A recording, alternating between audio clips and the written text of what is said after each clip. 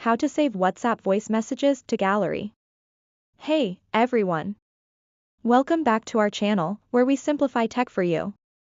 Today, I'll show you how to save WhatsApp voice messages directly to your phone's gallery. It's super quick, and you'll never lose an important voice note again. Let's dive in. First, open WhatsApp and head to the chat where you received the voice message. Find the voice message you want to save. Play it if you need to confirm it's the right one.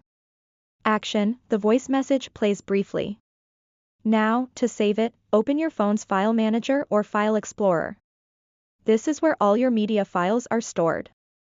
Action: user opens the File Manager app. Next, navigate to the WhatsApp folder, then tap on Media. From there, select WhatsApp Voice Notes.